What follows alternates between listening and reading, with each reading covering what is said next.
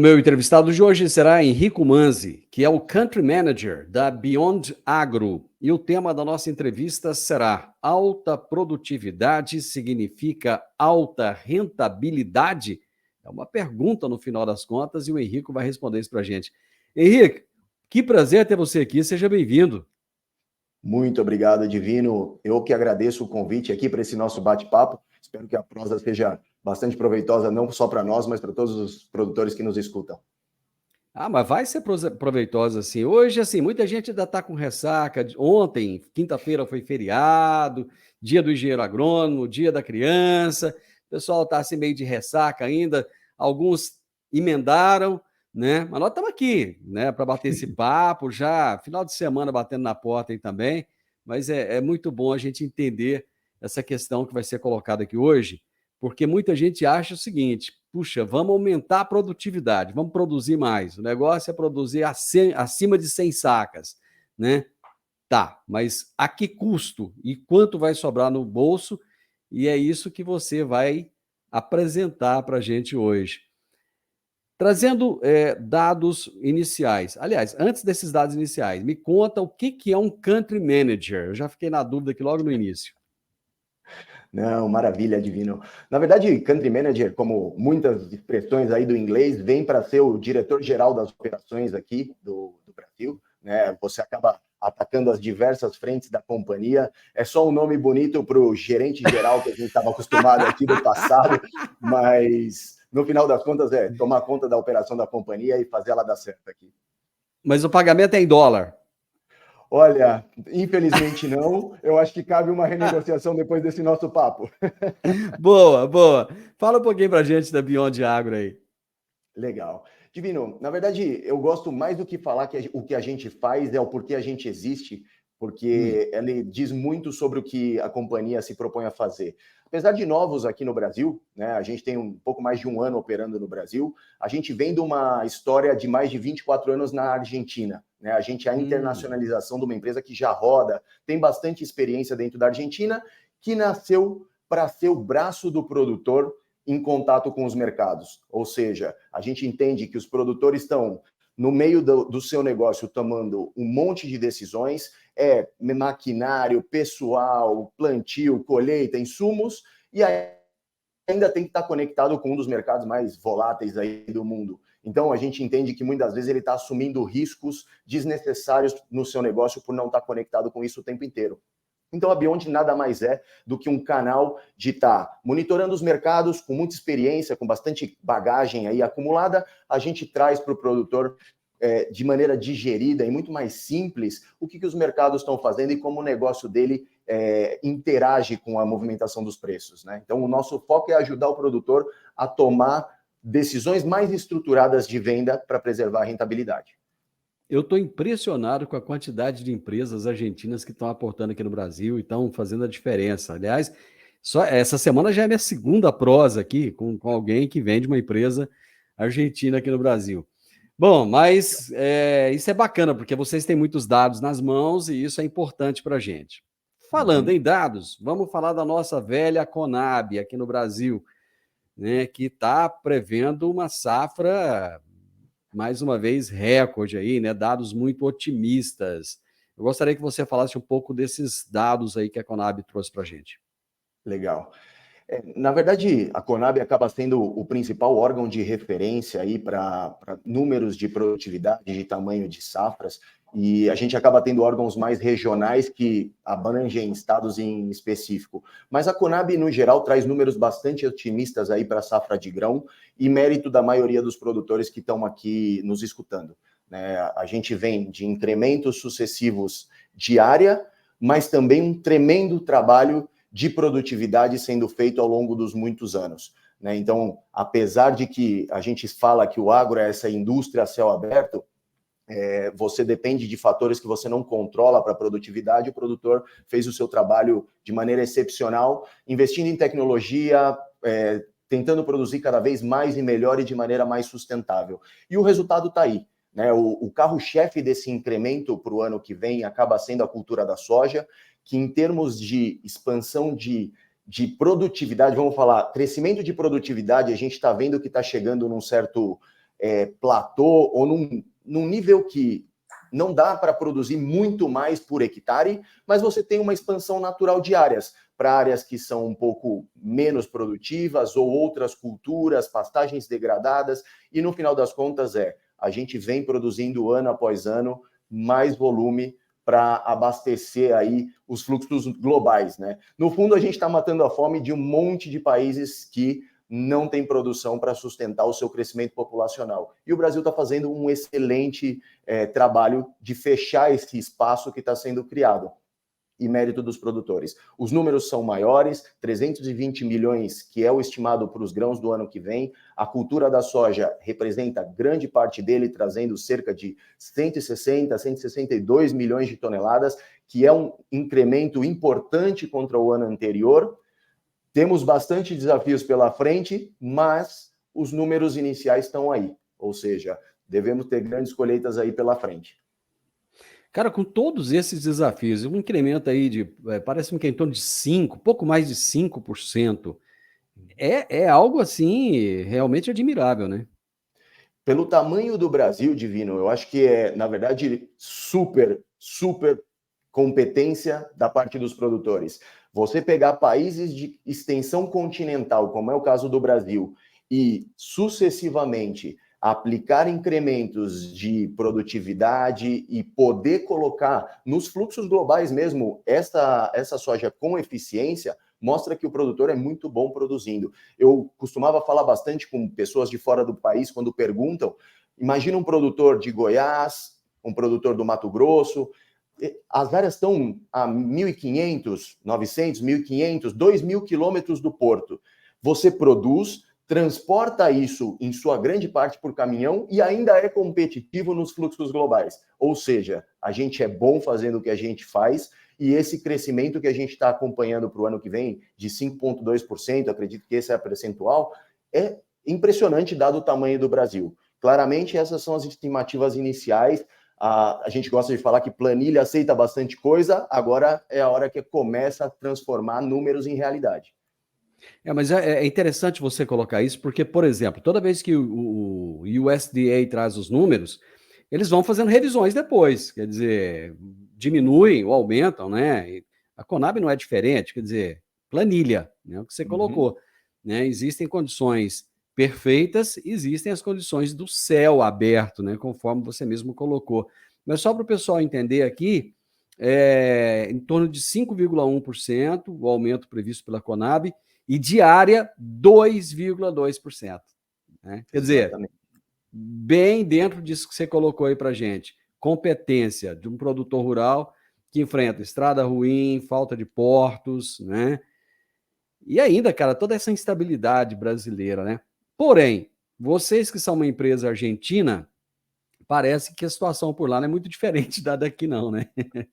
No fundo, é um excelente ponto, Divino, porque eu sempre gosto de colocar que o Brasil, apesar de ter suas dificuldades, e a gente, como brasileiro, mais do que profissionais do mercado, a gente entende todas as limitações que o país tem, a gente olha para países vizinhos, como é o caso da onde nossa nave mãe está operando, e a gente vê que tem condição de tomar uma guinada bastante diferente aí em termos de geração de riqueza, tá? Eu tô sendo apartidário, eu acho que a gente não tem que trazer isso para a discussão, mas lógico. O fato de um país gerar riquezas e poder crescer com base nas riquezas que faz. E o Brasil, por conta da sua pujança aí no agro, principalmente, que representa 25%, 28%, dependendo do país, dependendo do ano, do PIB brasileiro. Ou seja, de tudo que se produz num país, 25%, 28%, dependendo do ano, vem do agro. Ou seja, isso aqui é a força motora do país e o simples fato de não ter muita interveniência nessa frente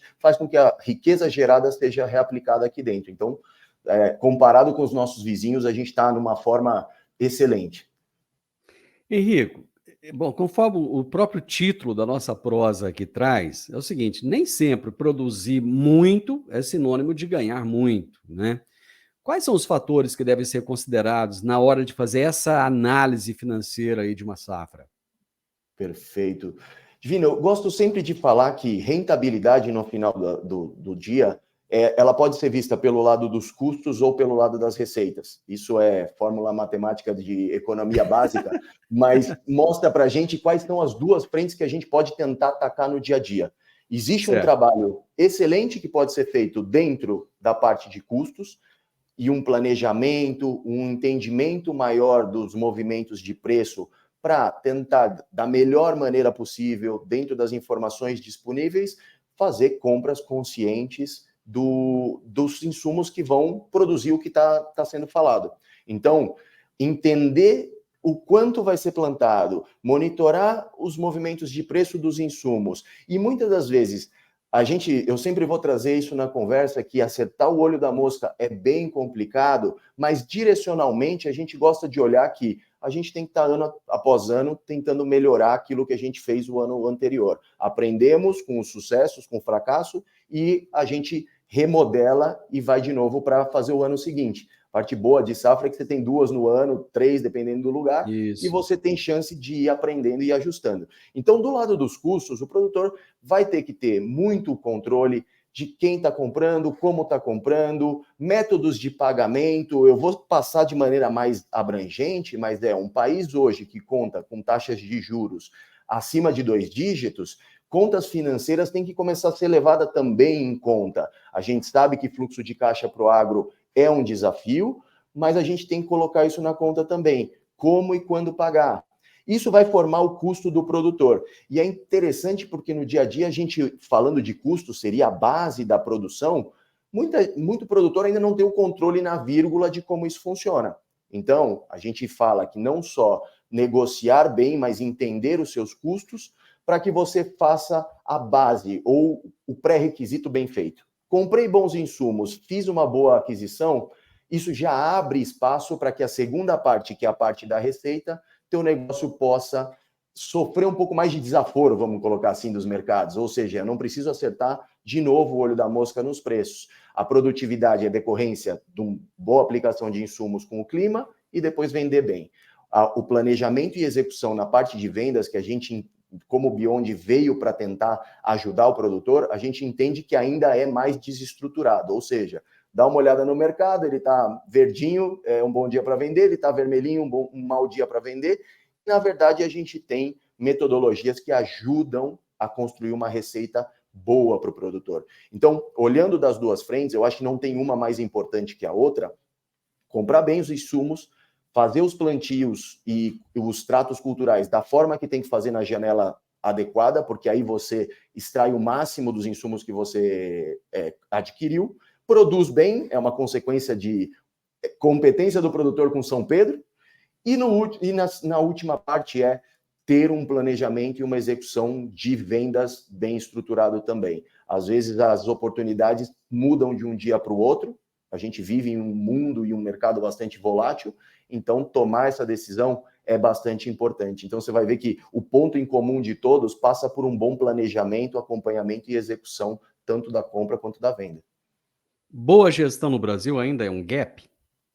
É um tremendo gap, Divino. Na verdade, eu não falo que isso é com juízo de valor, tem muito espaço para ser melhorado, trazendo controles, metodologia, então ainda é um ponto a ser melhorado. Não significa que os produtores já não fizeram um excelente trabalho até aqui. Nós estamos mudando a conjuntura global, que vai fazer com que eles tenham que controlar um pouco mais na vírgula. E aí começa a gestão pesar muito no dia a dia. A gente toma exemplo de qualquer outra indústria, né, Divino? Se você pegar qualquer indústria, se não tem um controle de custos e uma boa planejamento e execução de vendas, a grande maioria não sobrevive. Às vezes vai ter que ter um pé na terra, outro no escritório. Com certeza. Eu gosto de falar que a gente vem para fazer o pé do escritório para não tirar o produtor daquilo que ele gosta de fazer, que é estar com o pé na terra. Mas no final do dia vai demandar horas de computador e escritório, porque sem isso vai ficando mais difícil de manter o negócio sustentável no tempo. Não dá para fazer só o que gosta, né, cara? Não dá. Bom, preço é uma questão de mercado, né? O mercado ele é soberano, é ele que impõe, né? Ele que dita a regra. Não dá para o produtor chegar e falar, eu só vendo minha soja se for nesse valor aqui. Tudo bem. Às vezes ele vai ficar com aquela soja lá parada um bom tempo, né? Mas existem eventos como essa questão da Argentina, né? Vai ter quebra mesmo na Argentina? Como é que tá? Pô, Divino, a gente vem de uma safra bastante complicada. Na Argentina, pegou e resvalou parte no Rio Grande do Sul aqui, né? Então a gente vem de uma quebra de safra por conta de menos chuvas. Isso tem bastante a ver com fenômenos climáticos, né? A gente vem 3 anos de laninha, que indica menos chuvas para a região centro-sul da América do Sul, então quebrou bastante, vamos colocar assim, quase metade do que era esperado foi produzido, e o que foi produzido tem seus problemas de qualidade, então a gente vem de desafios, e pegou o Rio Grande do Sul em cheio também, tá? Então a gente teve boas quebras aí, boas, né? Grandes quebras dentro do Rio Grande do Sul. Então o clima acaba sendo bastante responsável por essa menor produção vindo daí. Tá, mas daqui para frente a tendência é melhorar lá, porque deve, com o Ninho, chover mais no sul e chover um pouco menos aqui no centro-oeste, pelo menos é o que se fala, né? Exatamente. A mudança de um padrão de Laninha para El Ninho começa a indicar melhores chuvas, né? A gente tem boas chuvas do centro-sul da América do Sul. As zonas que acabam sofrendo um pouco mais com o clima mais seco são as áreas do norte e nordeste do Brasil, que já sai um pouco da influência do fenômeno El Ninho. Até o presente momento, a gente tem, provavelmente, os produtores estão escutando, falando, olha, melhores chuvas, e a gente está vindo de complicações agora no começo, mas os mapas começam a mostrar uma normalização aí nas próximas semanas. Tá, como é que essa quebra da produção argentina e os desafios enfrentados pelos produtores dos Estados Unidos, que foram muitos também em relação à questão climática, como é que eles afetam os preços do grão aqui no mercado brasileiro? Perfeito, excelente pergunta, Divino. No fundo, eu gosto sempre de pontuar que quando a gente fala de quebra de produção, nós estamos falando, olha, tem menos produção no mundo, então os preços deveriam ser positivos, ou seja, a gente tem que ver preços subindo, tem menos oferta, Teoricamente, né? teoricamente. Então, se a gente pegar o padrão dos últimos 6 anos, é o que aconteceu. Ou seja, a gente vem de ciclos de crescimento de demanda e a produção esperada que ou acontece dentro do esperado ou vai faltar produto. Então você viu movimentos bastante fortes de subida de preço. O que aconteceu o ano passado é que, apesar das quebras que a gente presenciou na Argentina, no Rio Grande do Sul, e fazendo a transição para uma safra americana que está complicada também, é que o mundo passou a demandar um pouco menos, ou uma velocidade de demanda um pouco menos forte do que foram os últimos anos. E você tendo um país que fez o trabalho bem feito, como é o caso do Brasil, e traz o tema da nossa conversa, produtividade é sinônimo de rentabilidade, que no final das contas você tem um país que meio que está cobrindo essa demanda de uma forma satisfatória. Então, mesmo com quebra na Argentina e no Rio Grande do Sul, e agora uma safra dos Estados Unidos menor do que o esperado, eu acho que o fato do Brasil ter feito essa recuperação e produzido bem 155, 157 milhões de toneladas da safra 22-23, ou 162, que é o estimado da 23-24, é bastante soja, é bastante produto sendo colocado no mercado. A gente está falando bastante da soja, mas, no geral, o Brasil fez uma recuperação em produção de milho, fez uma recuperação na produção da soja, produziu bastante algodão. Então, da onde você olha, tem competência do produtor produzindo bem. Só que a gente encontra, do outro lado, um mundo que, por mais que quebrou países importantes, está demandando um pouco menos do que demandava, ou em números maior, mas não crescendo na mesma velocidade que cresceu os últimos 6 anos. Então, quando você está produzindo algo em mais escala e quem te compra não está crescendo junto com você, aí você começa a ver a influência dos preços mais baixos. Então, apesar das quebras que a gente está olhando teve na Argentina 22-23 e os Estados Unidos com a sua safra agora que está sendo colhida, você tem um Brasil que produziu bastante e que deve produzir mais para a próxima safra. Então o mundo olha para a gente e infelizmente a gente produz algo que é commodity, ou seja, qualquer lugar do mundo produz igual, a demanda olha para o Brasil e fala, não, beleza, quebrou a Argentina, quebrou os Estados Unidos, mas eu tenho o Brasil ali que está produzindo super bem. Então eu não preciso pagar mais caro. Então aí você acaba tendo um movimento decrescente nos preços, mesmo diante de quebras de safra. Cara, e tem uma outra questão, né? Ainda tem milho nos armazéns, tem soja nos armazéns, tem soja fora de armazém porque não cabe mais, e vem aumento de safra por aí. As estradas continuam as mesmas, não aumentaram, não temos mais estradas duplicadas, não temos uma produção maior de caminhões e venda maior de caminhões, não temos mais ferrovias. E aí, como lidar com todos esses desafios? Na verdade, essa acho que é uma pergunta de $1 milhão, Divino. Eu claramente vejo, né, a gente traz muito de que a eficiência do produtor produzindo não foi acompanhada pela eficiência e o crescimento da infraestrutura do Brasil em geral. Você tem o Nunca setor foi, privado. cara. Na realidade, nunca foi, né? Exatamente. Eu sinto que o produtor fez o trabalho da área privada, ou seja, investiu, cresceu, pôs o negócio para rodar na eficiência máxima, e tudo que vem da parte mais estrutural e pública, você tem um tempo de resposta mais difícil. E, infelizmente, a gente topou 2 anos quase que consecutivos, onde a logística e a infraestrutura do Brasil foi o grande limitante. Você tem grandes produções, você tem incentivo para a construção de armazéns no interior, mas a gente sabe que isso não acontece da noite para o dia. Não. A parte privada fez um investimento para crescer a eficiência do porto em colocar isso dentro de navios, mas ainda assim não acompanhou todo o crescimento de safra que a gente teve. Então, no final do dia, assim, para os produtores que nos escutam, o elo mais fraco da cadeia, apesar de todo o investimento, acaba sendo o produtor, porque ele paga a conta da ineficiência do processo.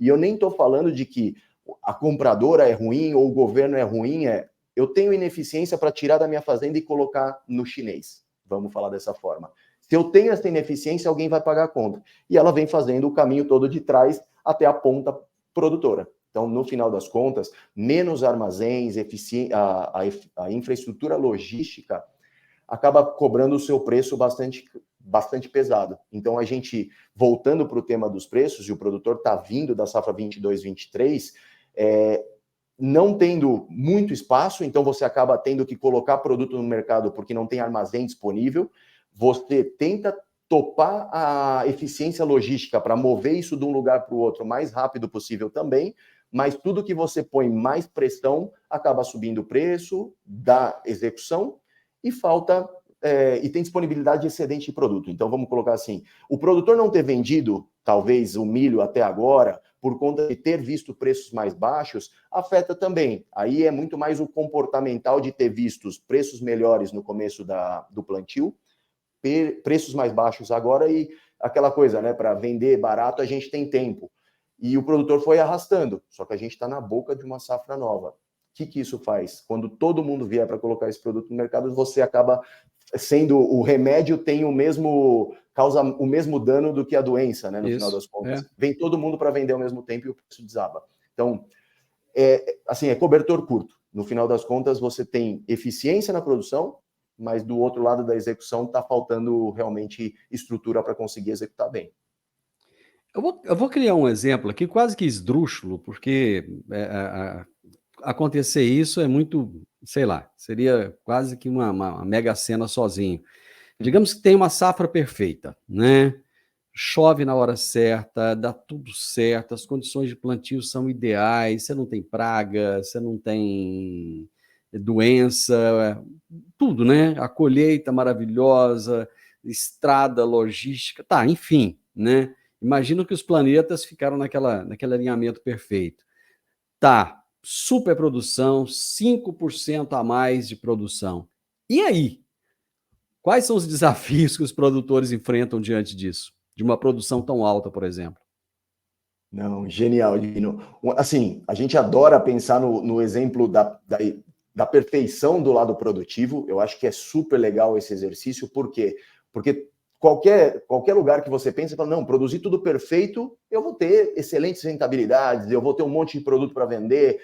No fundo, a gente prefere ter o lado de ter bastante produção, né? No final, você tem produto para vender, mas você traz uma série de problemas no caminho, que é o que a gente estava discutindo um pouco agora. O produtor produziu super bem, o clima foi perfeito, tudo fluiu perfeito. Tá, a infraestrutura logística está preparada para tudo isso de produção? A gente já encontra o primeiro problema saindo da porteira aí para frente. Você não precisa ir muito longe. Você chegou na porteira da fazenda, você já vai ver que ali já começa a ter um probleminha. Então, vamos começar com a logística. E no final do dia, eu acho que tratando-se de commodities, a gente tem que combinar o jogo com os russos, né? Eu brinco sempre que o chinês do outro lado vai ter demanda, apetite, gente para consumir tudo isso do outro lado. Então acaba sendo a safra perfeita, ela vai trazer alguns desafios. E vamos pensar que a gente fez tudo perfeitinho até colocar no porto.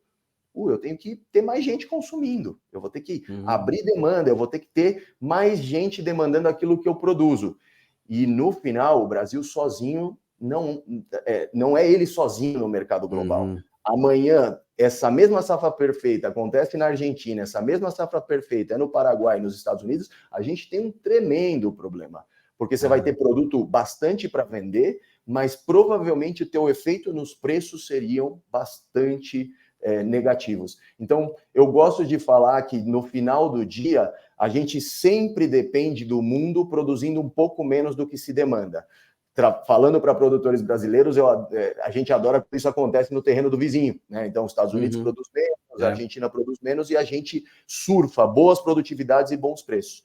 Os últimos 2 anos, infelizmente, fomos nós que produzimos bem e o mundo não estava ali de braços tão abertos para tudo que se produziu. Então, o efeito nos preços acabou sendo negativo. Então, eu sempre vou falar que a safra perfeita, por mais que ela acontecesse, a gente precisaria contar com muitos fatores que a gente não controla para que isso representasse no final do dia para o produtor o melhor ano da sua vida, porque provavelmente os preços fariam o trabalho de corrigir toda essa produção e a gente teria talvez cenários negativos que nunca vistos na história se a gente tem safra perfeita aqui ou em outros lugares. Bom, eu falei de expectativa, agora vamos para a realidade, para finalizar, né? Nós temos aí Palestina com Israel, nós temos a Rússia lá com como é que chama o país lá? Com a Ucrânia? Ucrânia, Rússia e Ucrânia. Nós temos excesso de chuva no Rio Grande do Sul, excesso de chuva em Santa Catarina, nós temos plantas que já começam a morrer por excesso de temperatura aqui no Centro-Oeste. E aí? Me conta esse quadro real.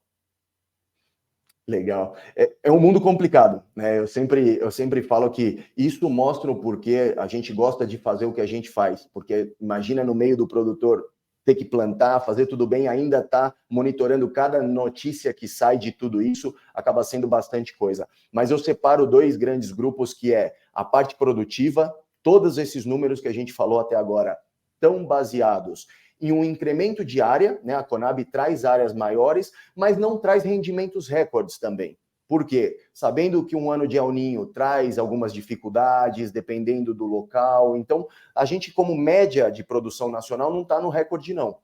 Mas você tem uma área plantada bastante grande. Dito tudo isso, a gente começa agora a depender muito do clima. E isso, infelizmente, não dá para controlar. O produtor está de olho, a gente não teve visto as chuvas na mesma intensidade de que deveriam estar num ano de El Niño típico. Então, o plantio está atrasando um pouquinho mais do que o esperado. A gente fala com produtores e eles estão preocupados com o que tem acontecido. E eu estou falando isso centro-norte. No sul, e aí o fenômeno é o mesmo, né? Você tem um bloqueio das chuvas que deveriam estar subindo do sul e fechando o centro-oeste, e no final das contas elas estão embarreiradas ali. Então você está chovendo barbaridades ali no sul do país e você está secando a região que deveria estar plantando bem. Então você acaba tendo os 2 lados bastante prejudicados. Daqui para frente, se os mapas normalizam, a gente vai ter que fazer o trabalho bem reloginho. A gente sabe que há culturas, para você fazer 2, 3 safras no ano, você precisa ser muito cronometrado. Então, o clima no começo talvez não reagiu da forma que todo mundo esperava. O produtor está com as máquinas prontas para plantar. No Paraná, no centro-oeste, você tem alguns plantios que foram largados. A gente está plantado 10% da área estimada, muito alinhado com o próprio ano passado, só que com um cenário de chuvas e distribuição das chuvas bem diferentes. Daqui para frente, agora a gente vai ter que contar com São Pedro, não tem muito o que controlar. Uma vez que a janela abra, a gente fazer o trabalho bem feito. Do outro lado, você tem o mundo geopolítico, a parte de conflitos bélicos, que isso É uma loucura você pensar que há 100 anos atrás a gente estava em guerra, agora a gente volta a ter guerras espalhadas, mas isso influencia muito no fator preço também para o produtor. Então, de um lado, você tem o fator produtivo, chuvas, a distribuição delas e aonde está chovendo mais ou menos, começa a afetar todo aquele potencial que a Conab traz nas suas estimativas, e agora temos que transformar perspectivas em realidade, e isso é trabalho duro do produtor no campo. Depois disso, temos que contar que o mundo fique menos caótico, né? E que aí, infelizmente, literalmente, a gente tem que combinar com os russos tudo o que está acontecendo. Isso influencia commodities, inflação mundial, e tudo isso vai impactar preços do produtor no final do dia. O que é interessante colocar? O produtor tem muito controle da parte produtiva. Ele vai plantar na janela que ele tiver, tem maquinário para fazer. Agora, esse pequeno tropecinho no começo, porque o clima não está bem, se abre o clima, o produtor faz bem o seu trabalho.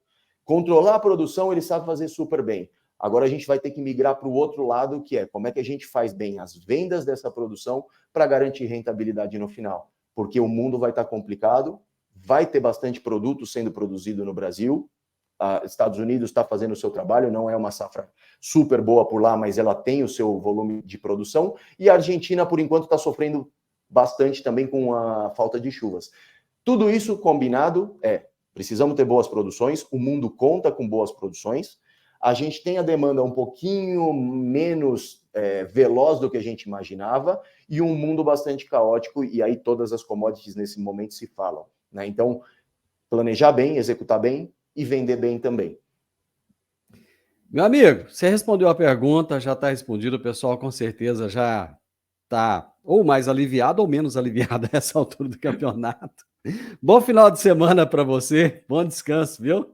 Maravilha, Divino, muito obrigado. Obrigado pelo convite e meu abraço a todos os produtores, uma excelente safra e bons negócios para todos. Obrigado pelo convite. Amém, um abraço. Eu conversei com o Henrico Manzi, Country Manager da Beyond Agro, e ele respondeu a pergunta, né? A pergunta era a seguinte: alta produtividade significa alta rentabilidade? E você, o que achou dessa prosa? Gostou? Se você gostou, deixa um gostei, se inscreva nesse canal, compartilhe com outras pessoas e deixe um comentário para gente. Até a nossa próxima prosa. Tchau, tchau.